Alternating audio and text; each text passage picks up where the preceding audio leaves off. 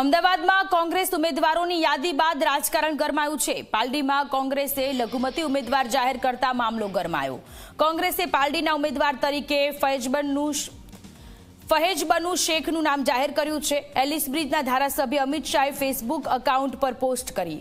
પાલડીમાં અશાંત ધારાનો ડંકાની ચોટ પર અમલ થશે। પાલડીના ઉમેદવાર તરીકે ફહેજ બનુ શેખનું નામ કોંગ્રેસ દ્વારા જાહેર કરવામાં આવતા મામલો ગરમાયો છે। કોંગ્રેસે લઘુમતી ઉમેદવાર જાહેર કરતા મામલો ગરમાયો છે। તો પાલડીમાં અશાંત ધારાનો ડંકાની ચોટ પર અમલ થશે। એલિસ બ્રિજના ધારાસભ્ય અમિત શાહ કે જેમણે આ નિવેદન આપ્યું છે।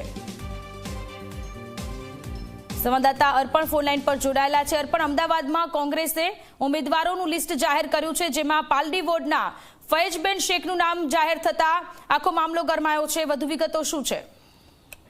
સોનલ, જે પ્રમાણે આપણે જાણીએ છીએ કે પાલડી વિસ્તાર જે અશાંત ધારાના વિવાદ સાથે સંકળાયેલો વિસ્તાર છે, તેવામાં જ્યારે અમદાવાદ મ્યુનિસિપલ કોર્પોરેશનની ચૂંટણી જાહેર થઈ ચૂકી છે ને ગત મોડી સાંજે કોંગ્રેસે પોતાના ઉમેદવારોની જે કેટલીક યાદી જાહેર કરી, તેનામાં પાલડી વોર્ડ માટે જે પ્રમાણે નામ આવ્યું છે તેને લઈને વિવાદ ઉઠ્યો છે। પાલડી વોર્ડ માટે કોંગ્રેસ તરફથી ફહેજ-બનુ મોહમ્મદ ફારૂક શેખનું નામ જાહેર કરવામાં આવ્યું છે અને આ જ જાહેરાતને લઈને ભાજપના જે એલિસ બ્રિજના ધારાસભ્ય છે કે જેઓ આ અશાંત ધારાના વિવાદને સતત ઉઠાવતા રહે છે, આ મામલાને ઉઠાવતા રહે છે, એટલે તેમને પોતાની ફેસબુક પેજ ઉપર સ્પષ્ટ લખ્યું છે કે વાહરે કોંગ્રેસ વાહ, પાલડીમાં લઘુમતી ઉમેદવાર, અશાંત ધારાનો કડક અમલ થશે અને ડંકાની ચોટે થશે અમિત શાહ, ધારાસભ્ય એલિસ બ્રિજ। એટલે આ મામલો પાછલા વિધાનસભા સત્રમાં પણ ઉઠ્યો હતો, જેને લઈને પણ ગરમાગરમી જોવા મળી હતી કોંગ્રેસ ભાજપના ધારાસભ્યો વચ્ચે। એટલે જ્યારે ચૂંટણી જાહેર થઈ ગઈ છે, સ્વાભાવિક છે કે મતોનું ધ્રુવીકરણ પોતાના પક્ષમાં કઈ રીતે થાય તે માટે તમામ રાજકીય પક્ષો વિચારતા હોય છે।